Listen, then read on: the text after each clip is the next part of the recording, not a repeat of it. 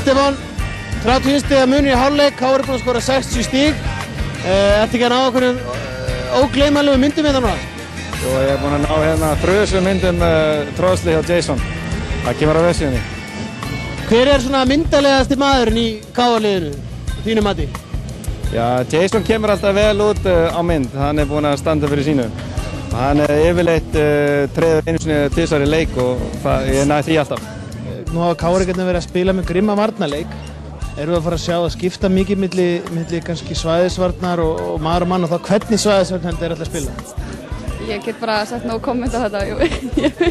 Ég veit ekki hvernig vörðnir er að spila. Spiltu það utan? Nei. Hvað segirðu? Þú ert komin í KR-heimilið? Takk fyrir. Ertu komin að horfa á eitthvað sérstakann eða? Ég er að koma á Njarðvík bara. Á Njarðvík? Mistur þú nokkuð að kjúkling og bernes fyrir leik? Jú, ég var að koma. Ásta, hvað ætlar að kaupa í hálfleik? Pizza. Ætlaði að fá okkur pizza í hálfleik? Nei, við erum ekki með nóg fyrir pening. Hann var með 100. Herru Friki, þetta er alltaf mikill munur. Svæðið er ekki virka? Nei. Jú, þetta virka alveg rosalega vel. Ég hjálpa KR-ingum að búið skótsýningu. Hvað fóruð þið yfir í hálfleik? Hvað ætlaði að gera? Hvað sjáu þið? Ég skal ekki segja Benna frá þig. Ætlar ekki að segja Benna frá þig?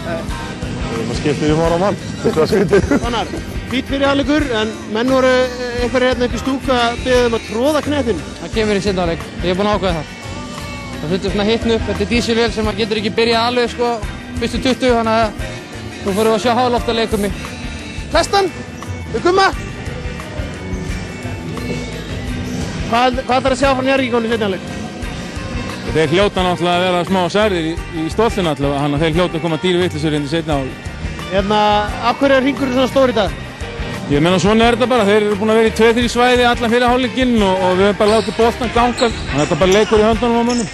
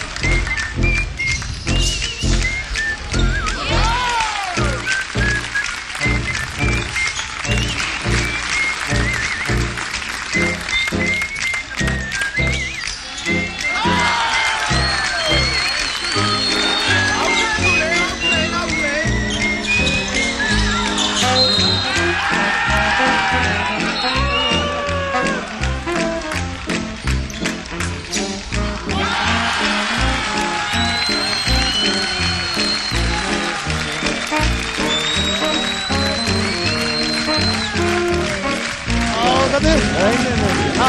Rífa þína mennu. Það verður að gera eitthvað. Kottu? Hérna erum við með einn vikinginn úr Njarðvíkinni. Þetta var held erfið leikur fyrir ykkar menn í kvöld. Já, hrikalega erfið leikur. Ég veit bara ekki hvað segja skal. Bara mjög döft. Hérna, hver þín ráð til strákana í liðinu? Ég veit ekki, það er bara einbyttu sér að því að bara stunda æfingar og verða betri í körfuboltanum og læra að spila vörn. Þetta er ekki verið að klára í varnarleikinn í byrjun. En hérna, það er efnið þarna og Valli hlýtur að geta gert við góður þessu.